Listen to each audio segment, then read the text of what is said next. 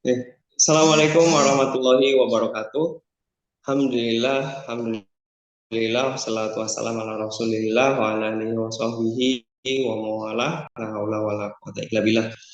Pemirsa Fakta, pemilihan umum ke pemilu telah usai. Pemerintah kembali menyalurkan bantuan pangan beras sebanyak 10 kilo kepada sekitar 22 juta keluarga penerima manfaat. Sebelumnya penghentian penyaluran beras dilakukan sementara pada 8 sampai 14 Februari 2024 akibat adanya pemilu. Hal ini dilakukan karena untuk menghormati ya pemilu yang digelar. Nah, menariknya kegiatan bagi-bagi bansos tersebut ya dilakukan saat masa-masa kampanye. Dan kita akan membahas tentang tema yang sangat menarik untuk kita ulas, yaitu dari mana sumber dananya. Masya Allah. Alhamdulillah sudah hadir yang akan memberikan ulasan kepada kita, ya Pak Hatta. Assalamualaikum Pak Hatta. Waalaikumsalam warahmatullahi wabarakatuh. Alhamdulillah sehat ya Pak Hatta. Alhamdulillah. Masya Allah. Nah, beliau adalah peneliti fakta ya. Insya Allah akan ada data-data yang disajikan secara menarik, mendalam, dan juga tentu memberikan sudut pandang yang spesifik, yaitu sudut pandang Islam. Sebelum kita mulai dengarkan pemaparan dari beliau, silakan like video ini, lalu share ke saudara-saudara. Mudah-mudahan semakin banyak penerima manfaat dari kegiatan ini, semakin berkah juga untuk kita. Insya Allah, inilah fakta selengkapnya. Jokowi bagi-bagi bansos, dari mana duitnya? Nah, kita akan simak, insya Allah. Gimana nih dari Pak Hatta nih melihat kegiatan Pak Presiden ya yang melakukan kegiatan bagi-bagi bansos tersebut? Apakah sesuatu yang sebenarnya normal atau dalam tanda kutip ada udang di balik batu? Nah, silakan Pak Hatta. Ya, baik. Terima kasih. Bismillahirrahmanirrahim. Assalamualaikum warahmatullahi wabarakatuh. Selamat. Alhamdulillahirabbil alamin. Assalatu wassalamu mungkin wa ala alihi wa sahbihi wa man bida'wati wa tazama bi tariqati wa tarassamahu Allahu wa ja'ala al-aqidata islamiyata asasan li fikrati wal ahkama syar'iyyata miqyasan ya'maluhu masdaran. Ya, terima kasih. Kali ini kita akan mengulas tentang bagi-bagi bansos di masa pilpres ya, pemilihan presiden, pemilu. Bansos ya, bantuan sosial ya, kalau dibaca dengan lengkap ya kepanjangannya, cuma populernya disebut dengan bansos, lebih gampang gitu. Bansos ini ini memang program pemerintah ya, program pemerintah yang sudah beberapa tahun ya, bahkan sudah cukup lama ya, bansos itu di dalamnya ada beberapa model bantuan ya, ada tadi BLT ya, bantuan langsung tunai, ada yang non tunai ya, dalam bentuk barang ya. Ini bahasa lain kalau di APBN itu perlindungan sosial ya, social protection ya, social protection. Nah, ada yang memang sifatnya unconditional ya. Jadi bantuan yang sifatnya unconditional, ada yang kondisional. Artinya ada yang ada bersyarat, ada yang tanpa syarat gitu ya, secara umum akan dibagikan ya. Nah, eh, jadi seperti itu ya gambaran gambaran umumnya berkaitan dengan eh, apa eh, yang tadi disebut dengan jaminan sosial ya, jaminan sosial. Eh, apa eh, Nah, di bulan Januari, Februari, Maret ini itu pemerintah itu eh, punya punya program yang namanya tadi adalah bantuan langsung ya, bantuan langsung tunai. Eh, Kalau tidak salah ini masuk ke dalam kelompok unconditional. Jadi tidak tidak ada syarat gitu ya. Ada yang kondisional ya. Nah, kondisional itu kalau salah eh, penerima keluarga harapan kalau tidak salah itu kelompoknya. Nah, jadi eh, Januari, Februari, Maret ini ada BLT tadi itu. Eh, BLT ini yang seharusnya dibagi per bulan ya, Januari, Februari, Maret, namun kemudian dirapel, dibayar sekaligus di bulan Februari. Nah, kita tahu bulan Februari ini adalah bulan di mana ada pilpres, ada pileg, gitu kan, pemilu. Inilah yang kemudian menjadi pusat kritik ya banyak pihak ya. Ini ada apa ini? Gitu ya. Bantuan sosial dirapel bulan Februari dan bulan Februari itu bertepatan dengan waktu itu tadi. Dan kalau dirapel yang namanya BLT tadi, kalau 3 bulan berarti 600.000 tuh. 1 bulan 200.000, 600.000. Bahkan itu akan berbarengan dengan tambahan beras 10 kilogram. Jadi 600.000 plus beras 10 kilogram tuh. Beras 10 kilogram itu berapa tuh ya? Eh, nyampe nyampe 200 nggak itu ya? 150-an ya kalau tidak salah. Sampai 200-an. Kurang lebih ya plus minus. Jadi lumayan besar tuh ya, lumayan besar. Wah, kalau kalau itu kemudian eh, apa kalau kemudian itu dilakukan di masa betul-betul peluru yang sangat sangat dahsyat itu untuk merayu merayu suara ya, untuk mendapatkan suara cukup besar. Maka ini dianggap salah satu eh, apa tidak tidak tidak layak lah ya dilakukan karena mungkin secara perundang-undangan gitu ya fine-fine saja, tetapi saya tidak begitu paham tentang undang-undang. Kalau secara perundangan-undangan oke gitu ya, karena memang itu program sudah cukup lama. Namun apa secara secara etika ini ya, secara etika ini dianggap tidak tidak tidak tidak sesuai dengan waktu yang ada. Kenapa nggak dirapelnya bulan Maret saja gitu, atau Januari saja? Kenapa bulan Februari?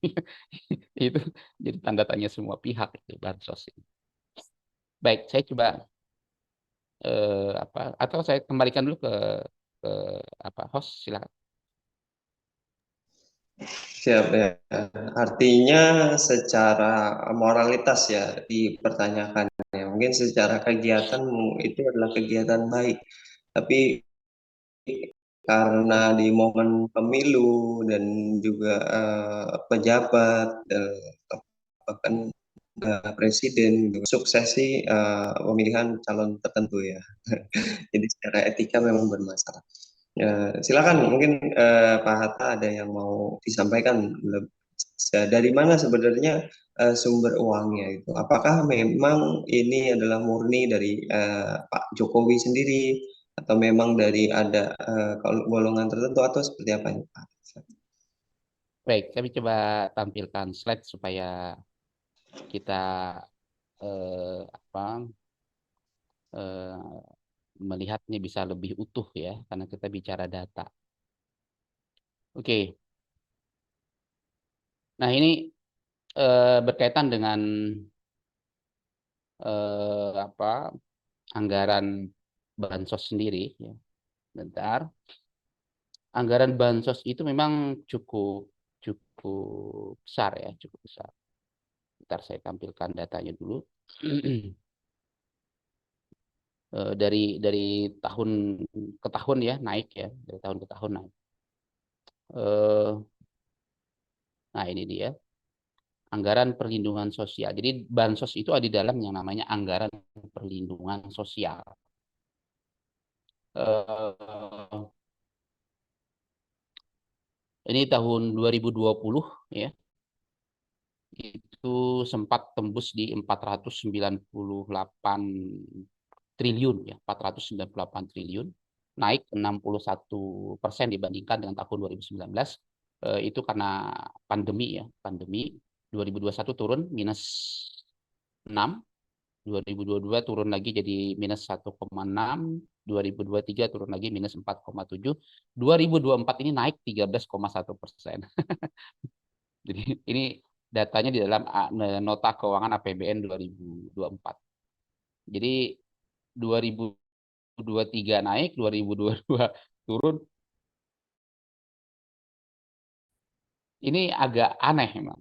Karena kalau lihat dari sisi dari sisi kondisi ekonomi, justru 2021 2022 itu dalam kondisi ekonomi yang masyarakat begitu tinggi itu akibat pandemi itu. Tapi turun. Anehnya 2024 ya, di 2021 gitu ya. Tidak seperti di 2022. Ini kok malah naik 13,1%. Ini juga ini juga menjadi menjadi gitu ya apa eh, anggaran yang sifatnya eh, apa politisasi anggaran gitu ya. Jadi anggaran untuk kepentingan politik ya, anggaran untuk kepentingan politik. Eh, Kalau bahasa lain itu para pengamat mengatakan apa bansos untuk mendapatkan elektoral gitu ya. Nah, seharusnya bansos itu adalah tanpa pamrih gitu ya. Nah, ini kan bansosnya ini ada pamrih di belakang, ada udang di balik batu. Ini saja sudah cukup apa membuat pertanyaan besar ya. Kenapa 2024 ini kok justru tambah naik gitu ya? 2021 justru turun, 2002 turun, 2003 turun. Kenapa 2024 naik gitu? Kondisi ekonomi apa yang kemudian sehingga kemudian mereka menaikkan sampai 13% gitu ya. Hampir-hampir menyamai tahun 2020 gitu. Itu yang pertama. Eh, Tadi sebagaimana saya katakan tadi ada yang unconditional ya.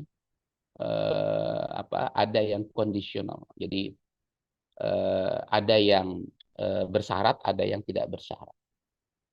Eh,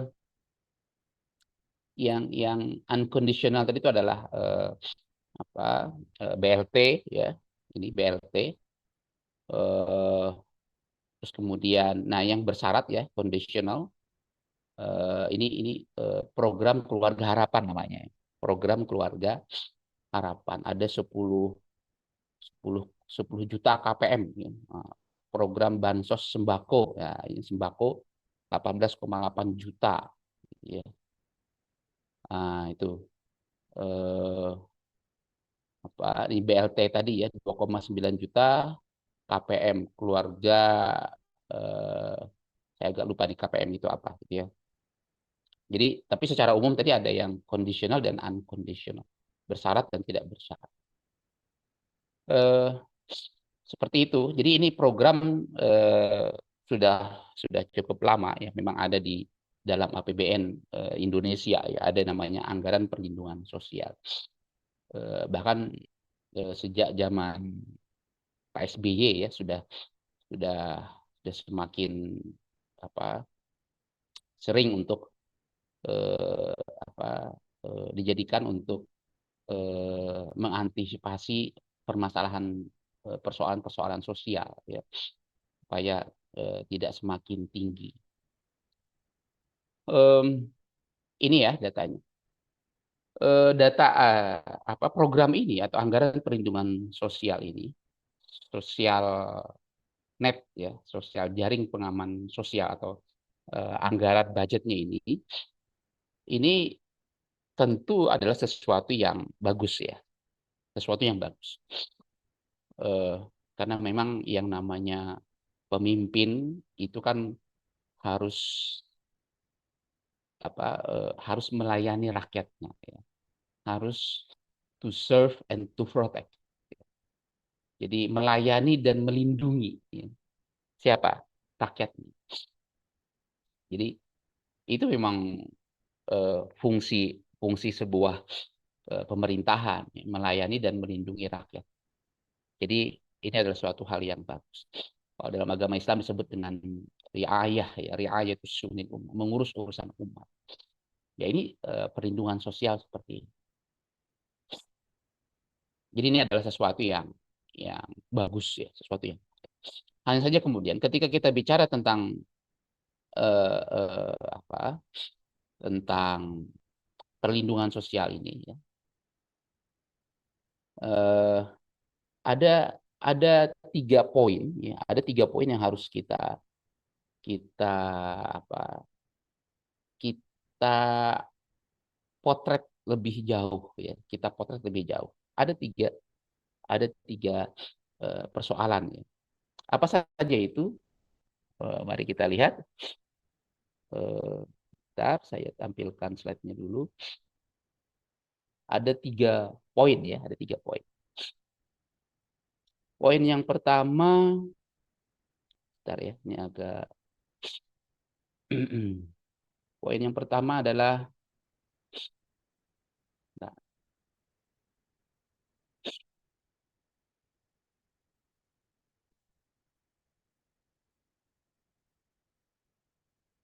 oke, saya tampilkan di sini. Wah, ini dia. Jadi poin yang pertama adalah tentang data penerima. Data penerima. Siapa yang kemudian disebut miskin? Ya, berkaitan dengan data penerima ini adalah berkaitan dengan siapa yang disebut miskin. Jadi poin yang pertama adalah data penerima. Data penerima ini bicara tentang siapa yang disebut miskin. Ya. Terus kemudian bentuk bantuan yang akan diberikan apa, yang dikasihkan apa, bentuk bantuannya. Siapa yang disebut miskin inilah yang kemudian kita yang bermasalah ya. Jadi hanya sekitar 350.000 ya, 350.000 sebulan gitu. Yang disebut miskin itu begitu. Ya. Kalau kalau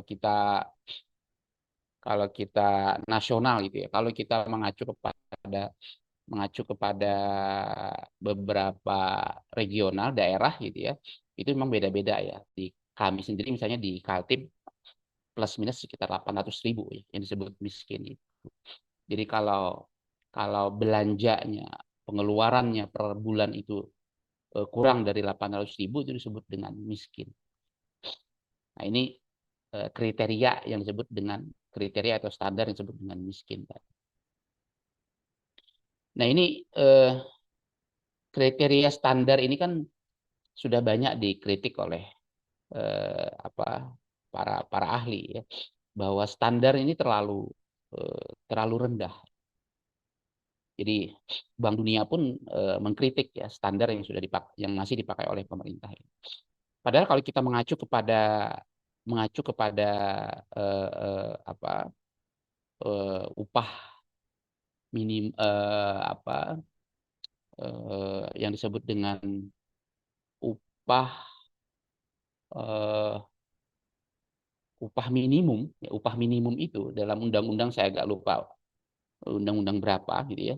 Upah minimum itu disebutkan adalah upah yang diberikan kepada buruh lajang agar dia bisa hidup layak dalam 1 bulan.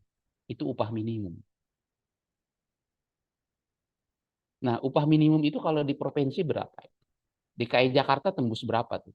Ya.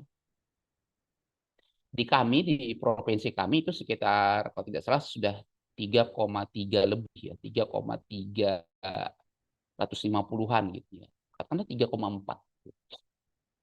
Bayangkan sangat jauh kan? Sangat jauh dibandingkan dengan standar kemiskinan tadi, kriteria miskin tadi. Kriteria miskin itu tadi 350.000, 500.000 aja sebulan. Padahal yang namanya upah minimum dalam peraturan pemerintah atau keputusan presiden, saya agak lupa itu ya. Nah, itu disebutkan upah minimum itu adalah upah untuk buruh lajang sendirian, agar dia bisa hidup layak dalam 1 bulan. Lah ini kok dijadikan untuk apa? Dijadikan untuk sebuah keluarga ya, padahal itu untuk buruh lajang. Jadi standar kemiskinannya masih masalah. Nanti kita lihat bagaimana kalau dalam ekonomi syariah. Yang kedua adalah bentuk bantuan yang diserahkan. Bentuk bantuan yang diserahkan ini memang sudah sejak zaman Pak SBY agak menarik ya. Itu menjadi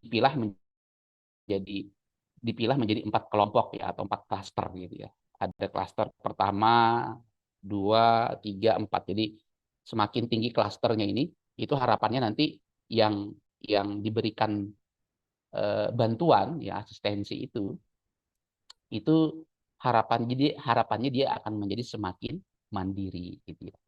Jadi bentuk bantuannya berbeda tuh. Kalau yang klaster pertama gitu ya, miskin gitu ya, miskin tadi itu betul-betul dikasih beras, dikasih ikan gitu ya. Kira-kira gitu. Nah, nanti ada klaster kedua gitu ya.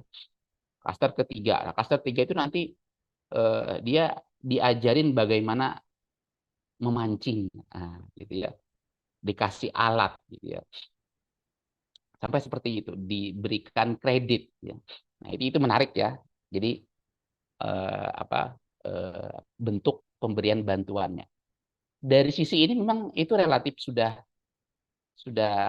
bagus dalam hal pengklasifikasiannya itu. Jadi tidak semua kemudian yang tidak mampu tadi itu langsung dikasih ikan gitu ya. Kasih ikan.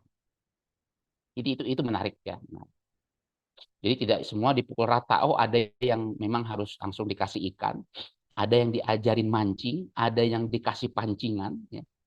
Cara mancing apa alat untuk memancing ikan tadi dan seterusnya tadi. Itu relatif sudah bagus ya. Nah, yang bermasalah tadi adalah siapa yang disebut miskin. Itu data penerima. Nah, berkaitan dengan data penerima ini juga pemerintah itu juga tidak satu suara. Ya. Ada data yang berbeda-beda tuh di antara kementerian ya. Di antara kementerian berbeda-beda ya. Data tentang siapa yang disebut miskin dari berapa orang. Kalau kita menggunakan data di BPJS tuh, yang disebut miskin itu di sana adalah yang penerima bantuan iuran. Penerima bantuan iuran itu ada berapa jiwa? Ada 80 jutaan, 60 sampai 80 juta jiwa saya ingat saya. Jumlah ini sangat berbeda dengan jumlah yang ada di Kementerian Sosial. Ya. Nah, bahkan dulu yang penerima bantuan iuran itu dulu pernah tembus 100 juta.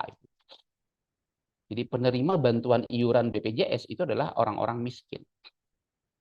Nah, jadi dari sisi data penerima saja, ya tadi standar kriteria miskin sudah bermasalah, terlalu rendah. Yang kedua kemudian datanya aja bermasalah.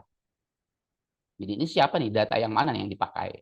Yang disebut yang yang dipakai yang mana? Dari Kementerian Sosial kah atau dari Kementerian Kesehatan misalnya yang tentang BPJS tadi gitu ya. Nah, ini memang persoalan bansos kita itu berputar-putar di situ tuh, berputar sampai kemudian kan yang terakhir ini adalah eh, Ibu Menteri Sosial itu tidak diajak oleh presiden gitu ya. Kenapa? karena presiden nyari suara gitu ya. Karena kalau diserahkan ke Menteri Sosial, presidennya nggak muncul di tengah-tengah publik. Akhirnya langsung diambil alih oleh presiden gitu ya untuk melakukan pemberian bantuan sosial. Ini itu aja sudah juga juga banyak disampaikan oleh pihak apa ada ada apa-apanya gitu ya, ada apa-apanya gitu. Jelas ini adalah tadi pengamat mengatakan ini adalah bantuan yang disebut dengan apa tadi yang saya sebutkan di awal gitu ya, bantuan elektoral gitu ya, bansos elektoral untuk mengungkit elektoral. Nah, itu baru poin yang pertama ya terkait dengan data penerima. Yang kedua adalah sumber dana. Sumber dana ini, nah ini yang kita juga harus masyarakat harus lebih lebih lebih apa melihat lebih jauh. Boleh saja pemerintah itu memberikan bantuan yang cukup besar ya. Tadi kita lihat datanya memang naik ya. 2024 naiknya cukup besar sampai 13% tadi itu. Sumber dananya dari mana? Sumber dananya dari mana? Sumber dananya dari mana? Ini yang jangan lihat. Wah, ini pemimpin ini berhasil membangun jalan tol, berhasil membangun sebuah kota masa depan gitu kan. Lah iya duitnya dari mana? Kalau hanya bisa berhasil bangun ini bangun itu, anak TK juga bisa gitu kan. Kenapa? Ya kan ada duitnya. Tinggal bangun aja, tinggal beli aja gitu kan. Masalahnya duitnya dapat dari mana? Nah ini yang harus kita lihat. Nah sumber dana itu apa? Utang ya, atau pendapatan internal ya.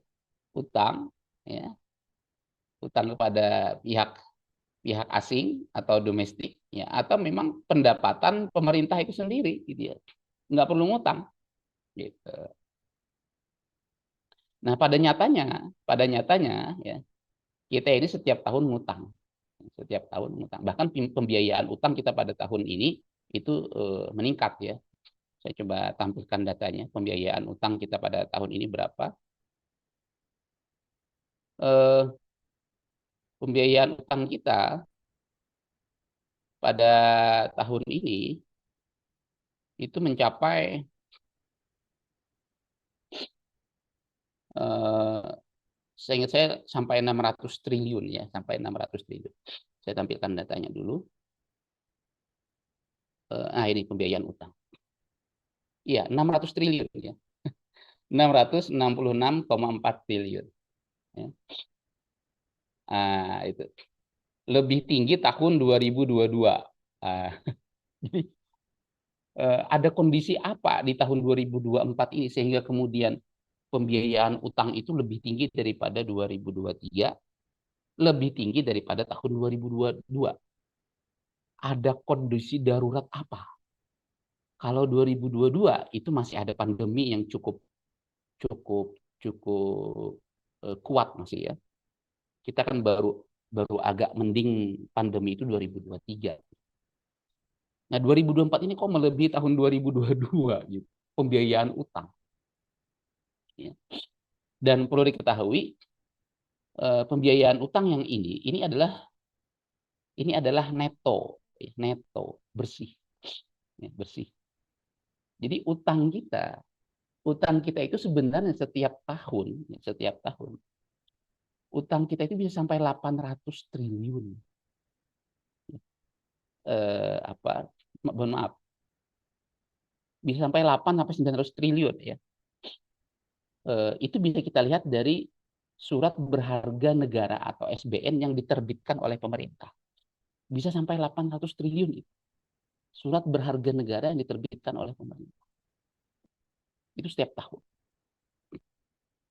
Tahun 2020 itu memang tembus hampir 1.000 triliun saya ingat saya, hampir 1.000 triliun tahun 2020. Tahun 2023 ini itu 800 triliunan ya, 800 triliun. Itu surat berharga negara yang diterbitkan. Nah, itu belum bayar bunga tuh. Itu apa surat berharga negara yang diterbitkan sampai seperti itu. Terus kemudian kita bayar pokoknya berapa? Ya bayar pokoknya hampir sama tuh, 700-800 triliun. Bayar pokoknya 700-800 triliun. Terus kemudian apa? Bayar bunganya berapa? 2024 ini kita hampir nyaris 500 triliun, 497 triliun bayar bunganya. Bayangkan itu bisa sampai 1.300 triliun bayar bunga plus pokoknya. Nah, itu utang yang apa diterbitkan ya, termasuk kemudian apa bayar pokok plus bunganya. Itu belum termasuk pinjaman ya atau loan. Jadi pembiayaan utang ini adalah penerbitan SBN ya, SBN. SBN itu surat berharga negara. Nah, surat berharga negara ini ada dalam bentuk utang itu ada dalam bentuk SBN, ada dalam bentuk yang namanya loan, pinjaman. Ya. Nah, jadi tanpa harus menerbitkan surat berharga. Ya. Itu juga tinggi. Ini kan yang muncul di sini adalah neto ya. Sekali lagi yang muncul di angka ini adalah neto, bukan bruto. Neto ini artinya apa? Itu sudah dikurangi dengan pembayaran utang, sudah dikurangi dengan pembayaran utang SBN dalam bentuk SBN maupun dalam bentuk pinjaman. Kira-kira begitu ya. Jadi ini dalam bentuk neto, bukan brutonya. Ya. Bukan bruto. Oke, itu. Jadi eh, ini juga apa membuat kita juga bertanya-tanya gitu ya. Pembiayaan utang lebih tinggi pada tahun 2022 ini kenapa gini? Ini kenapa? Ya. Oke ya. Terus kemudian kita lanjutkan.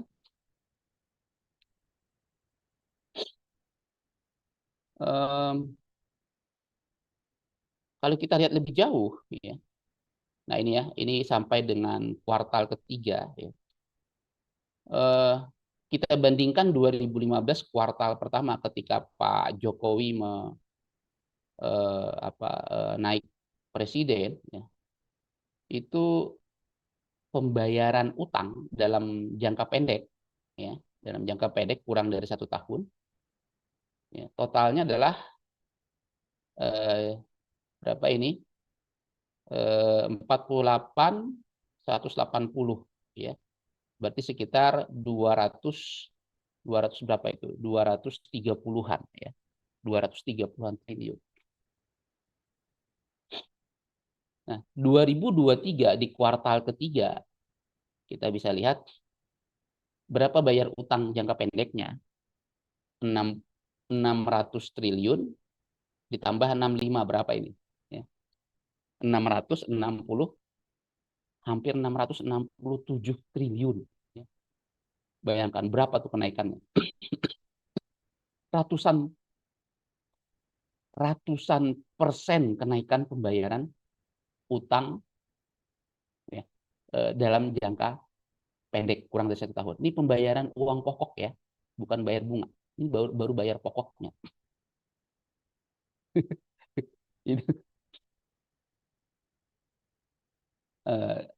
Bagaimana kita ini begitu dalamnya, ya, begitu dalamnya terperosok ke dalam yang namanya utang.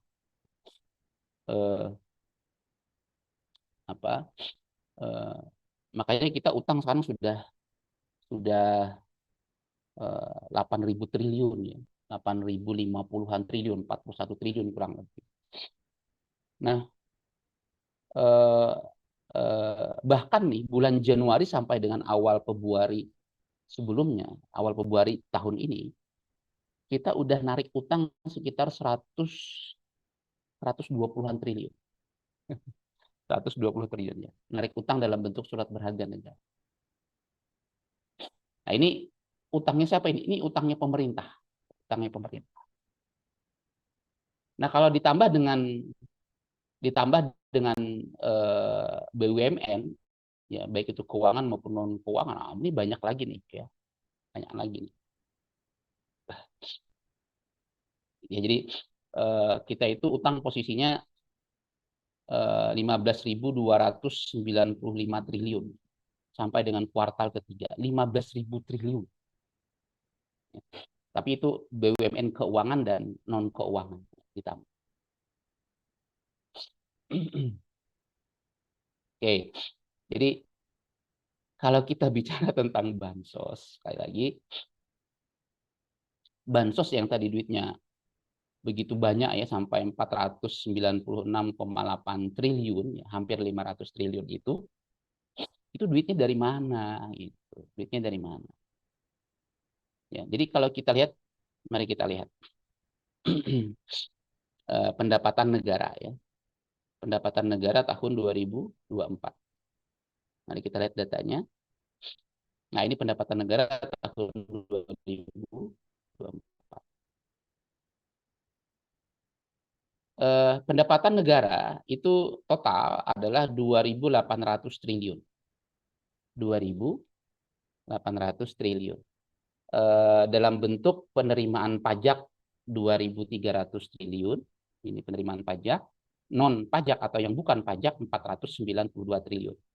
Hibah 430 miliar. Jadi total 2.800 triliun. Tadi saya katakan bayar bunganya saja kita tahun ini 497 triliun. Penerimaan negara bukan pajak tahun ini itu kurang untuk bayar bunga. Kenapa? Karena hanya 492 triliun. Bayar bunganya 497 triliun. Ya, itu kalau diambil dari penerimaan negara bukan pajak. Nah, ya. Terus kemudian apa? Pembayaran pokok utangnya. Pokok utangnya itu bisa sampai 700-800 triliun. Katakan 800 triliun tadi. Ya, 800 triliun. 800 ditambah dengan 400 tadi ya, 400 lebih 500 tadi ya. 1.300. Kalau 1.300, 2.800 ini sisa berapa jadinya? Ya. Sisa berapa? Sisa 1.500. Jadi hampir 50% pendapatan negara itu habis hanya untuk bayar bunga plus pokok utang. Ya. Hampir 50%, 40%. Nah, jadi makanya kemudian kita lagi-lagi ya utang lagi. Nah, jadi kalau kita kembali ke sini tadi, bolehlah pemerintah itu yang namanya apa tadi? Sekitar ini ya. Nah, ini bolehlah pemerintah itu memberikan bansos tadi ya, hampir 400 triliun tadi, 400 triliun lebih tadi itu. Tapi dananya dari mana? Ya. Pendapatan sendiri kah ya, atau utang, baik itu asing maupun domestik. Nah, ini yang kita harus lihat lebih jauh, Nah, yang ketiga adalah berkaitan dengan waktu dan cara menyerahkan. Nah, ini yang tadi sudah kita bahas gitu ya. Menyerahkannya itu rapelnya itu kok di bulan Februari, persis bersamaan dengan Pilpres Pileg. Kenapa bukan Maret? Kenapa bukan Januari? Oh, karena masyarakat sudah kehabisan duit. Ya sudah, kasihkan bulan Januari. Kenapa bulan Februari? Ya. Kenapa nggak bulan Maret saja gitu? Kenapa bulan Februari? Ini yang tadi mungkin dari sisi normatif peraturan yang ada itu tidak ada yang dilanggar, tetapi secara etika ya, itu sudah hancur gitu ya, sudah rusak gitu ya, sudah rusak. Ini ada apa-apanya gitu ya, ada udang di balik PY. Jadi lamsam ya, jadi langsung diserahkan atau dirapel tadi, atau cara dicicil ya, itu waktu dan cara menyerahkan, atau langsung diserahkan ke rumah atau melalui titik kumpul, nah, kan ya, titik kumpul BLT itu diserahkan di kantor pos misalnya, gitu ya, atau kantor kecamatan dan seterusnya. Itu bisa bisa seperti itu persoalan teknis, persoalan teknis bagaimana bagusnya, bagaimana efektif dan efisien. Nah, yang paling penting yang tadi yang perlu kita lihat adalah poin pertama, yang poin kedua ini, data penerima dan sumber dana. Nah, itu yang seringkali mendapat kritik tajam dari pengamat. Oke, ya, data tentang bansos ya, terus duitnya dari mana saja. Selanjutnya kita lihat lebih jauh,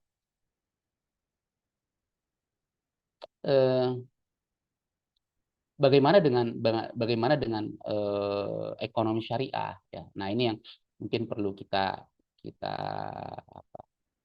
kita tengok lebih jauh ya. Tapi mungkin saya serahkan dulu kepada host apa yang mau didiskusikan lebih lanjut. Silakan. Ya, insya Allah. Terima kasih ya Pak Hatta, ya, pemaparan yang luar biasa ya, menggelitik ya tentang kondisi kita hari ini ya, di mana hutang itu hampir untuk membayar bunganya itu hampir mencapai 50% ya, atau 40% lebih dari APBN ya. Nah, ini menarik untuk ditelaah. Sebenarnya apakah memang harus seperti ini dalam berekonomi ya, mengandalkan kepada hutang, atau sebenarnya seperti apa nih Pak Hatta? Iya, sumber sumber sumber ekonomi yang bisa kita pakai untuk anggaran sebuah negara dalam konteks ekonomi kapitalis sekarang memang itu relatif terbatas ya, relatif terbatas. Sekarang mari kita lihat misalnya dalam ekonomi kapitalis itu kan sumber penerimaan negara itu hanya bertumpu kepada empat sumber ya, empat sumber. Investasi asing ya, investasi asing itu didorong untuk meningkat, untuk masuk terus ke sebuah negara ya. Untuk apa? Untuk tadi ada penerimaan pajak yang lebih tinggi, atau tadi ada rekrutmen karyawan dan seterusnya. Tapi ingat, investasi asing itu hanya masuk ke dalam sektor-sektor yang itu mereka punya kepastian dapat untung. Mereka nggak mau masuk sektor-sektor yang itu kepastian keuntungannya itu tidak tidak tidak tidak nampak gitu ya. Risikonya terlalu tinggi begitu. Nah, itu investasi asing ya, investor asing. Jadi investor asing juga tidak mau ceroboh gitu ya, masuk ke dalam sektor yang tingkat profitnya itu rendah, resikonya tinggi, nggak mau mereka ya, nggak mau. Pasti mereka pengennya yang konsumennya banyak gitu. Kita lihat aja saja di IKN misalnya. IKN itu nggak ada penduduknya ya. Eh, Kalau nggak ada penduduknya, siapa yang beli produk saya, kira-kira gitu. Kan bicara bisnis itu kan bicara tentang siapa pembelinya. Siapa pembelinya. Nah, kalau pembelinya di tengah hutan sana, itu siapa pembelinya? Kalau nggak ada ya ya rugi gitu. Jadi logika bisnis itu kan bicara tentang supply and demand, pasokan dan permintaan. pasokannya ada, tapi nggak ada yang beli, nggak ada yang minta. Gitu. Demand-nya nggak ada, supply-nya aja yang ada, ya rugi lah. Ya, rugi lah. Gitu. Seperti itu gitu ya. Jadi eh, itu investor asing prinsipnya gitu. Investor asing prinsipnya gitu. Nah, eh, eh, sektor yang kemudian banyak diminati itu adalah tambang, ya, tambang yang sifatnya ekstraktif tadi ya, kelapa sawit, energi ya, migas ya, apalagi batu bara ya, perusahaan-perusahaan investor-investor asing dari Cina terutama itu kan masuk di tambang, nikel, batu bara itu kan yang paling banyak itu Cina dan India, Cina dan India. Nah, itu kan eh, eh, konsumsinya sangat tinggi di Indonesia, ya, sangat tinggi. Jadi konsumsi PLN dengan perusahaan-perusahaan pengguna batu bara itu bisa sampai 100 juta ton ya dalam setahun, 100 juta ton lebih dalam setahun. Nah, itu konsumsi dalam negeri. Ya. Memang kalau dibandingkan dengan produksi kita bisa sampai 400 sampai 500 600 juta ton ya dalam setahun kita itu. Bisa 6 kali lipat lebih tinggi dibandingkan konsumsi. Tapi kemudian itu dijual ke luar negeri yang memang tingkat permintaannya juga sangat tinggi. Jadi potensi cuan keuntungannya besar bagi mereka. Ya. Begitu pula nikel. Gitu. Nah kalau IKN siapa yang beli? Mereka bisnis di sana, buka bisnis di sana, hotel di sana, rumah sakit di sana. Siapa yang beli? Nggak ada. Makanya kemudian dipaksalah kemudian ASN tinggal ke sana gitu ya, pindah ke sana. Ini yang kan agak agak dipaksakan ya, memang dipaksa. Terus kemudian pajak. Ya. Nah, namanya pajak itu kan kalau investor asing yang sudah kembali lagi ke luar negeri, ya keluar dari luar di sana, ya pajaknya akhirnya berhenti juga. Gitu ya. Pajaknya akhirnya berhenti juga.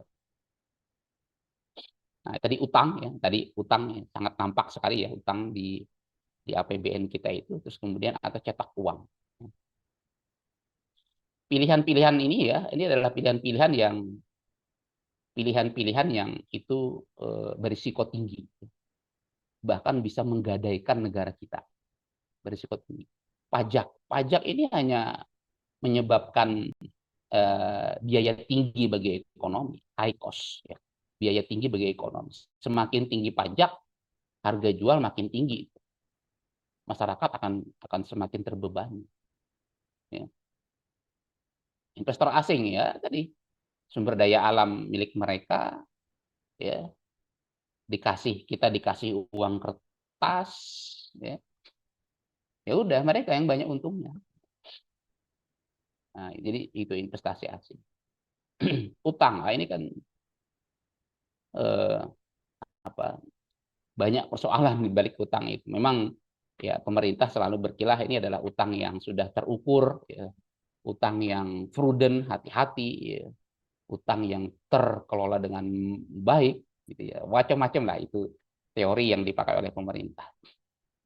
Utang yang produktif, gitu ya. Itu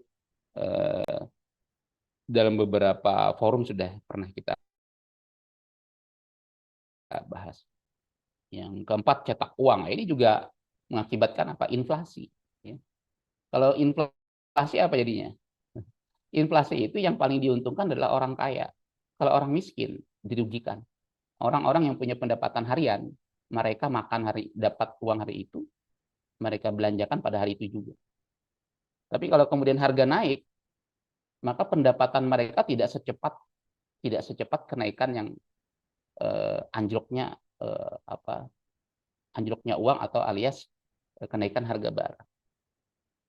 Otomatis mereka bebannya semakin tinggi ekonomi. Beda orang kaya. Ketika mereka memprediksi atau mengestimasi bahwa besok ada inflasi tinggi, mereka bisa stok barang. Mereka bisa stok barang. Mengantisipasi apa? Mengantisipasi inflasi. Jadi cetak uang ini bukan pilihan yang baik ya untuk dilakukan. Jadi eh, ini ada 4 pilihan, ada 4 pilihan yang tidak seharusnya dijadikan sumber penerimaan yang diutamakan. Tapi celakanya kalau dalam konteks fiskal kita yang kapitalistik, APBN kita yang kapitalistik, 4 sumber ini adalah sumber yang sangat sangat vital bagi APBN yang kapitalistik. Nah, itu ya. Jadi itu dalam ekonomi yang kapitalistik atau APBN yang kapitalistik. Terus bagaimana dengan ekonomi syariah? Dalam ekonomi syariah itu begini. Dalam ekonomi syariah punya konsep fiskal di mana yang pertama adalah membagi seluruh harta kekayaan menjadi 3 kelompok. Membagi seluruh harta kekayaan itu menjadi 3 kelompok. Yang pertama adalah kekayaan yang boleh dimiliki individu dan kekayaan yang dimiliki oleh negara. Yang kedua, yang ketiga adalah kekayaan yang hanya boleh dimiliki oleh umum. Artinya masyarakat secara umum bersama-sama memiliki harta kekayaan tadi. Bukan milik negara, bukan milik individu. Nah, ini fiskal atau APBN syariah. Nah, APBN syariah ini kemudian kalau tadi misalnya ada bantuan sosial ya atau perlindungan sosial ya, social safety net atau jaring pengaman sosial tadi itu gitu ya. Itu nanti bisa diambil dari kepemilikan umum. Bisa diambil dari kepemilikan umum. Misalnya tadi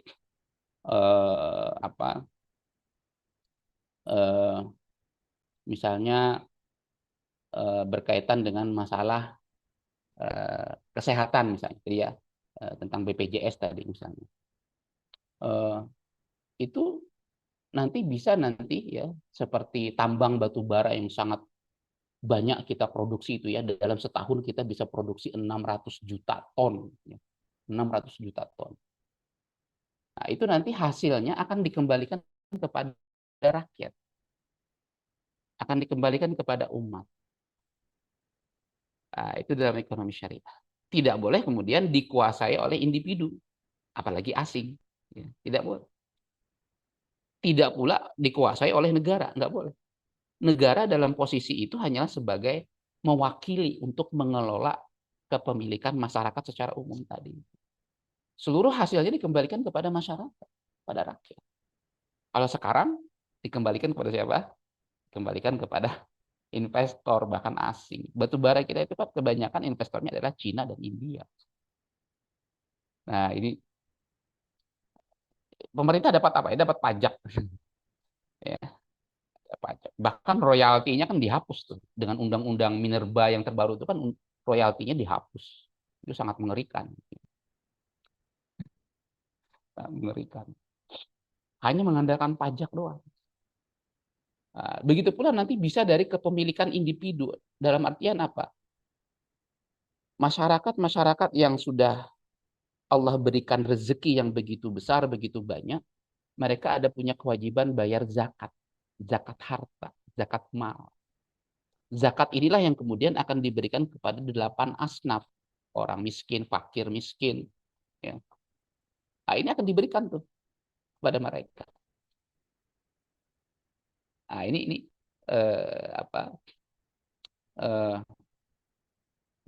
sumber dana pembangunan atau sumber dana untuk social safety net, jaring pengaman sosial atau perlindungan sosial, social protection tadi ya. Begitu ya. Namun perlu diketahui yang tidak kalah pentingnya adalah dalam ekonomi syariah seperti ini. Dalam ekonomi syariah, untuk kebutuhan pokok individu, nah ini ya, untuk kebutuhan pokok individu yang gambar sebelah kiri, itu dijamin oleh pemerintah, dijamin oleh Islam secara berjenjang. Dalam artian, ketika seorang individu itu tidak mampu memenuhi kebutuhan pokoknya, maka dia harus ditanggung oleh kerabat kerabat dekat yang pertama. Tetapi kan kerabat dekat ya, itu bisa jadi dia terbatas kemampuan untuk menafkahi keluarganya yang tidak mampu tadi. Maka ada tetangga di sana. Tetangga pun sifatnya kan sementara juga. Maka ujungnya adalah nanti kepada negara juga ujungnya. Apa? Untuk menjamin kebutuhan pokok tadi. Nah, ini berkaitan dengan kebutuhan pokok ya, sandang, pangan, papan. Gitu ya. Tapi kalau untuk berkaitan dengan keamanan, security, ya, kesehatan, healthy, ya,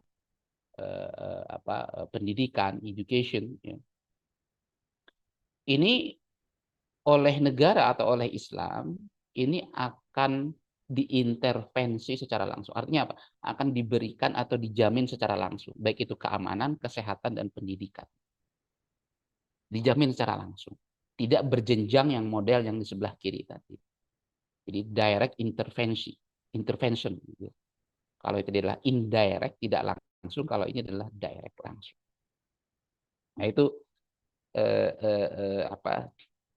pola ya atau cara ekonomi syariah atau metode ekonomi syariah dalam yang namanya persoalan perlindungan sosial tadi, perlindungan kebutuhan masyarakat maupun kebutuhan individu. Ya, kalau ini kan masyarakat secara umum ya langsung. Kalau ini kebutuhan individu, ya, kebutuhan individu. Nah, begitu eh, polanya.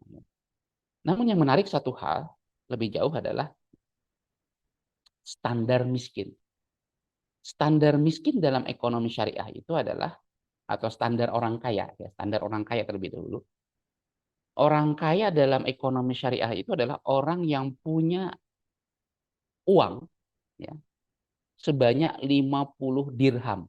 50 dirham itu kira-kira 148,75 gram ya, atau dibulatkan 149. Itu kalau kita rupiahkan kira-kira totalnya 1,7 juta, hampir 1,8 juta. Jadi orang kaya itulah orang yang di dalam dompetnya saat ini, hari ini, dia punya uang lebih 1,8 juta. Namun perlu diketahui, 1,8 juta ini itu adalah kelebihan dari makanannya, pakaiannya, tempat tinggalnya, nafkah keluarganya, anak serta pembantunya.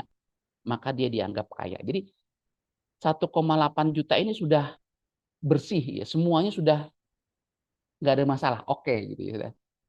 Dia bisa bayar pembantunya, dia bisa bayar nafkah anak istrinya gitu ya. Itu udah selesai gitu. Jadi dia punya kelebihan uang sebesar 1,8 juta ini. Maka dia dianggap orang kaya. Ini ini kalau kita konversi yang ke model sekarang, ini kira-kira orang-orang yang pendapatannya berapa? Orang-orang yang pendapatan income-nya per bulan sekitar 10 juta ini. Inilah yang disebut kaya. Kalau kemudian di bawah ini, maka dia disebut dengan miskin. Maka dia disebut miskin. Jadi mereka berhak dapat apa tadi? Zakat harta, ya, mendapatkan tadi masuk ke dalam 8 asnaf golongan. Termasuk kemudian ada apa, bantuan lain ya, tidak termasuk hanya tadi ya zakat tadi bisa dari harta dari kepemilikan umum. Tapi ingat kepemilikan umum itu nanti diberikan diberikan tanpa pengecualian. Semua nanti akan dapat subsidi gitu ya. Semua akan dapat subsidi. Bahkan orang kaya pun gitu ya, karena itu adalah milik bersama, ini mereka akan dapat subsidi juga, misalnya subsidi bensin misalnya. Ya, dapat subsidi juga. Tidak hanya beragama Islam tapi juga orang yang agama yang lain. Apakah itu agama Kristen, apakah itu agama Yahudi bahkan termasuk gitu ya. Jadi inilah standar atau kriteria miskin atau kaya dalam ekonomi syariah. Jadi kalau dia hartanya kurang dari 1,8 juta ini, dia bisa disebut miskin. Maka kalau dia miskin, dia berhak mendapat zakat tadi 8 asnaf. Dia masuk kategori 8 asnaf atau orang-orang yang berhak mendapatkan dana zakat.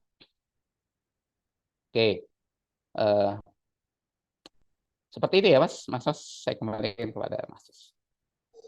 Silakan. Masya Allah ya, bagaikan langit dan bumi ya, Pak Hatta ya.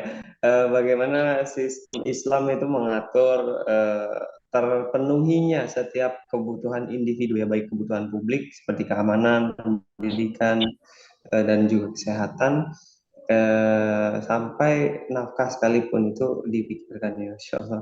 Dan menarik tadi ya standar miskin dalam Islam ya, dalam rekening belum habis-habis banget ya. Masya Allah. Luar biasa ya, menarik sekali ya. Artinya kita ingin masyarakat bisa membandingkan ya Pak Hatta ya, dengan sistem ekonomi yang eksis hari ini. Masya Allah. Mungkin ada pesan-pesan dari Pak Hatta ya, karena waktu sudah mencukupi. Silakan Pak Hatta. Iya, terakhir adalah yang sering luput dari perhatian itu adalah berkaitan dengan distribusi uang. Kalau tadi itu kan kita hanya bicara tentang sumber APBN. Sumber APBN kalau dalam ekonomi syariah tadi dibagi jadi 3 ya, harta kekayaan dibagi 3 dulu ya. Nah, namun ada satu ya, berkaitan dengan distribusi uang. Ini yang sering terlupa. Distribusi uang. Distribusi uang dalam ekonomi syariah ya, itu yang pertama adalah melarang secara total transaksi-transaksi keuangan yang sifatnya ribawi. Itu satu. Ribawi dan spekulatif alias gambling alias judi alias maisir. Ini dilarang secara total. Dengan seperti itu, maka uang itu hanya akan bergerak satu arah. Kemana dia? Uang hanya akan bergerak kemana? Ke sektor-sektor yang memang akan menyerap tenaga kerja secara utuh ya, dan menghasilkan barang. Jadi menyerap tenaga kerja dan menghasilkan barang. Beda dalam ekonomi sekarang, distribusi uang itu masuk ke dalam sektor-sektor yang tidak produktif. Apa itu? Sektor-sektor yang spekulatif, gambling, maisir alias judi. Pasar modal, pasar falas, forex. Ya. Bahkan pasar komoditas yang ada saat ini itu juga gambling. Pasar modal itu 99,9% itu gambling, itu judi. Nah, itu akan dilarang. Apalagi transaksi ribawi juga dilarang. Bahkan orang yang menumpuk harta kekayaan, kanzul mal, itu juga dilarang. Maka tidak ada satu kesempatan, satu tidak ada satu peluang bagi orang-orang kaya ya, menambah jumlah uangnya, menambah jumlah asetnya melalui sektor-sektor yang tadi. Mereka hanya diberikan satu pintu. Apa itu? Anda kalau pengen harta Anda atau aset Anda bertambah, silahkan bisnis. Silahkan Anda berbagi hasil. Bisnis real. Anda bikin perusahaan. Melakukan dengan skema yang namanya syirkah misalnya. Atau syirkah inan, syirkah mudharabah. Jadi Anda nggak boleh menimbun, Anda tidak boleh bertambah jumlah uangnya dengan model ribawi tadi. Nggak boleh. Maka dengan distribusi uang yang model seperti itu, maka apa? Maka itu akan melancarkan distribusi uang. Distribusi uang ini lancar tuh. Tidak menumpuk pada pihak-pihak tertentu. Kalau sekarang itu kan uang itu menumpuk di pihak-pihak tertentu. Bayangkan misalnya data di mana? Data di dunia ya, data di dunia. Mari kita lihat data dari Credit Suisse ya. tahun 2022 yang terbit 2023, 1,2%, 52,5% penduduk dunia itu hanya menguasai aset di dunia ini, kekayaan di dunia ini hanya 1,2%. Sebaliknya, ya, 1,1% penduduk dunia, hanya sekitar 60 juta penduduk dunia, 59,4 juta penduduk dunia, itu menguasai 45,8% kekayaan di dunia. Kan jauh banget tuh. Begitu pula Indonesia. Indonesia itu kalau kita melihat data menarik, itu data dari mana? Data dari Bank Dunia. Data Bank Dunia yang berkaitan dengan berkaitan dengan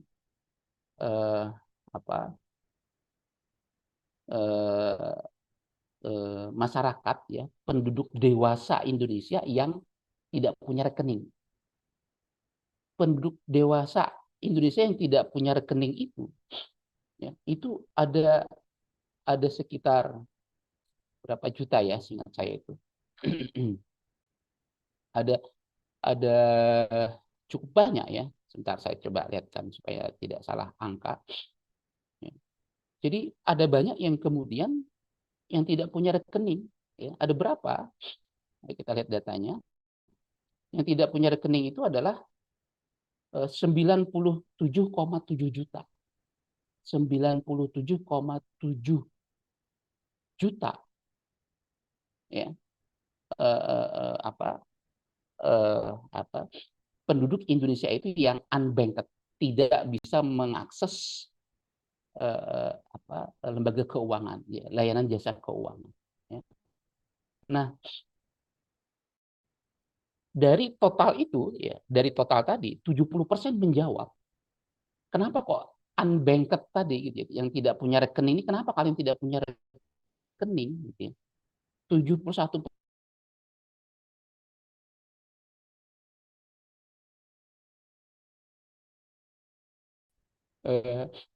kondisi Indonesia, ya, ini berkaitan dengan apa? Berkaitan dengan distribusi uang yang bermasalah.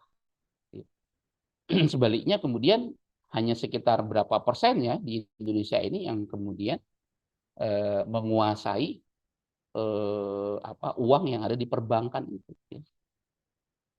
Hanya sekitar sekian persen saja, nggak nyampe 1% itu ya datanya. Tapi lain kali kita akan coba bahas tentang itu. Jadi yang tidak boleh dilupakan adalah berkaitan dengan distribusi uang.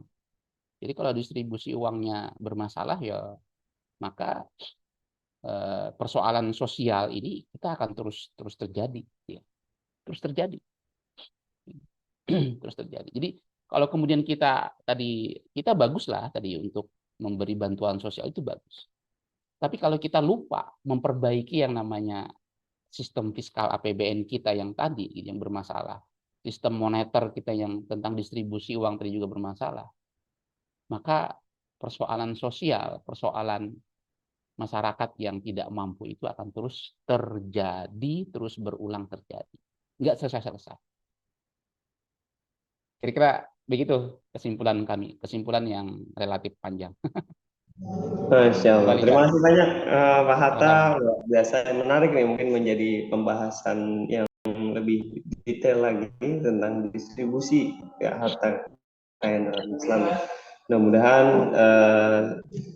bermanfaat, dan juga kita tutup kegiatan hari ini dengan membaca hamdalah, alhamdulillahirobbilalamin. Kami ucapkan terima kasih banyak kepada narasumber kita Pak Muhammad Hatta, dan juga pemirsa yang telah menyaksikan. Jangan lupa tinggalkan jejak kebaikan Anda dengan memberikan komen positif serta like, juga share. Mudah-mudahan menjadi keberkahan untuk kita semuanya. Akhir kata, saya Abdul Azam mengucapkan terima kasih banyak, dan mohon maaf apabila banyak kekurangan dan kesalahan. Semoga Allah memberikan pintu maaf untuk kita semuanya. Billahi taufiq wal hidayah. Wassalamualaikum warahmatullahi wabarakatuh. Waalaikumsalam.